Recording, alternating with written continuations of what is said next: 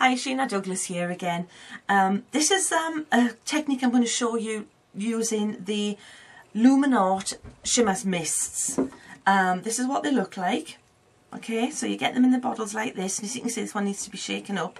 And I've used 2 or 3 of the colours to create this nice hilly kind of background, and then obviously the stamping on top of that with a black silhouette stamp I think just looks stunning.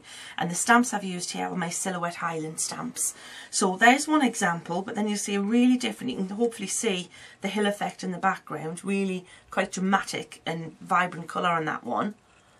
But then if you look at this one, you might not immediately see the hills in the background, but if you get, hopefully the camera might just catch the glint in the background, I'm not sure, but it is there.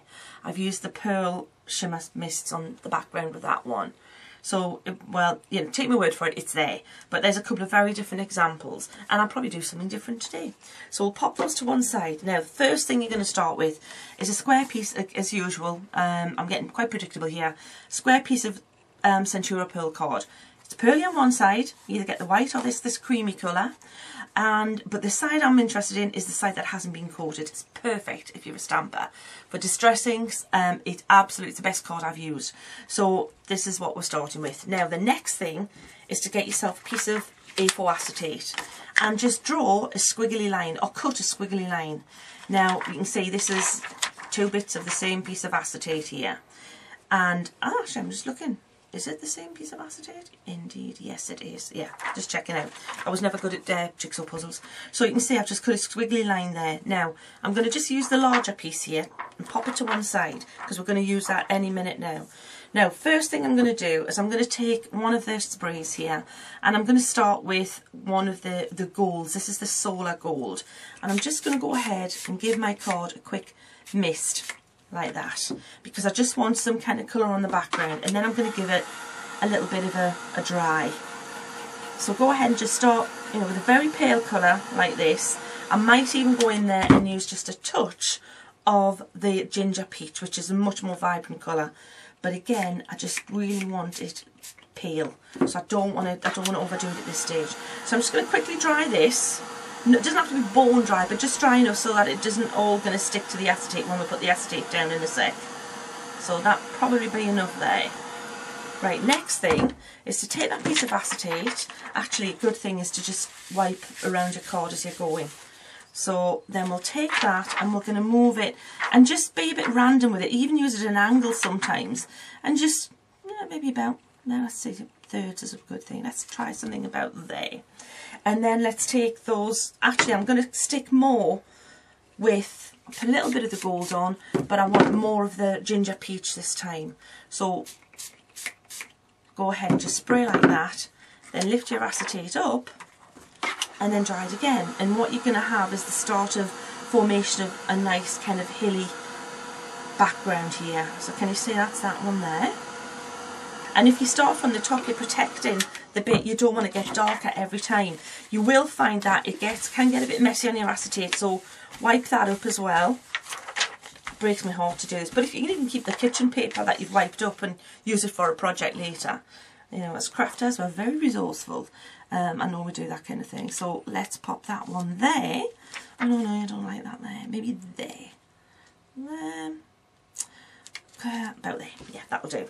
So again, now I'm leaving the gold out this time, and I'm going to go in with the ginger peach, and then I might even start coming in with a little bit of the apple blossom, just to add a little bit of a stronger colour tone to it. And then carefully lift up and then dry that. Now if you get kind of, it starts to bleed a little bit, I haven't got a problem with that. I think that looks fine. You know, if it starts to, it just makes, maybe give us a hilly kind of tree effect in the background. And then what you've got is you've got a really nice base to start stamping on. One thing I would do is I'd finish the edges off with a little bit of distress ink. I always find it helps to tie everything in if you use some distress ink. So, you see how, oh, and another thing to point is that when you're drying, when you're using mica products, you'll find that the bling doesn't come out until the moisture's gone.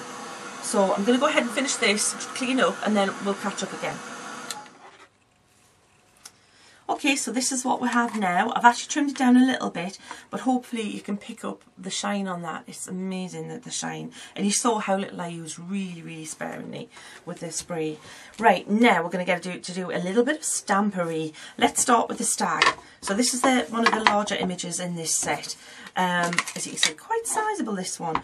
And I'm going to use black pigment ink to just ink that up really well. Because again, if you're using a mica-y background, sometimes you'll find you need to use more ink because it kind of resists the mica resists the ink a little bit, so you've got to be a bit more heavy-handed than you would usually be. Now let's get embossing powder on that really quick. The reason I'm being a little bit quicker than I normally would be here is because the lights we're using to film this are just ridiculously hot, and if I didn't get a move on, that would dry the ink before I got the embossing powder on. So let's just go ahead and emboss that. And if you notice, I'm using the directional heat tool here, which is the one for the job. I know exactly where I'm melting. It's pointing to exactly where it's melting, exactly where I'm pointing it. And that's what you need. So if you haven't got a heat tool yet, don't buy the hairdryer type, which I also have. Buy this one, because this is the one you're going to use more often than not. That's the other type, and that's better for backgrounds and techniques and things. So get that one next. Right, so we've got that. I'm just going to start stamping some elements and then we'll come back. Okay, so here's what's happened since we last spoke. You saw me stamp the stag, then I stamped some of the thistles around the stag, just taking some of it off the card so that it made it look a little bit varied in height, and embossed those. I used the island stamp here as well, and then I stamped the branches twice and embossed them. To finish it off, I just found a top or a jar, I need something to draw around using a pencil, fine line pencil, and then I wet the area and agitated it with a round brush, one of the Paint Fusion brushes, the number 6 round, perfect, and then just blotted it so that I created a moon or a sun or whatever, sunset. It's obviously a fiery kind of scene, this one. And now to finish it off, I'm going to just bring in the edges a little bit using some Distress ink. Now I really like to finish off with this every time, and the secret here, and you know, it's one of those things that I'm constantly telling people about distress inks and cut and dry foam and showing how to get this technique mastered. It's really easy. You need a non-stick craft sheet, nothing else fancier or gimmicky or anything like that, just a non-stick craft sheet, and you go around the edges like this with your black soot or any other darker colour. Start outside the area. I mean, if you feel like you've got too much ink on your cut and dry foam, just do that little, you know, you can take a little bit of the excess off, but you're just using a little bit and then just work in parallel side to parallel side, and you're going to get a lovely result every time. And what you'll find that if you want to make a scene look even brighter and more fiery and more drama, if you darken the edges, that's going to do it for you every time. Now, black soot's one of the trickiest ones to master with this, because it's one of the least forgiving colours, because it is, obviously it's black, it's the strongest thing you're going to use. But if you can master that, you're good and you're all set. Now that to me finishes that off really well. Can you see how it's really tied the centre in and given it a little bit of drama around the outside? The next thing I'm going to do is dry this, and then I'm going to emboss the line around the outside using the black embossing powder, and then we'll come back and you can see what it looks like.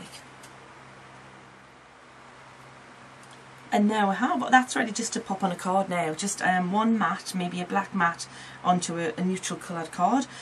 So to finish it off, I just used a black pigment ink pad around the outside and the black embossing powder, and that I think is very dramatic, and it works really well. Another idea I had with that, I'll show you another one. This is a background I created earlier using the same technique, and I then created an overlay, an acetate overlay. So hopefully you can see that, using the Silhouette Grasses stamp, which would then I'd attach over that, which I think is going to look really pretty. I wanted to keep it all kind of gold theme throughout the whole thing, the gold background with the goldy embossing powder, and then I created this overlay using acetate and a die cut shape, which I would then position over the top, so you can see that there. And when you'll see this on the gallery at Sheena.tv when it's finished. And that's another idea for you, using that technique. There you have it.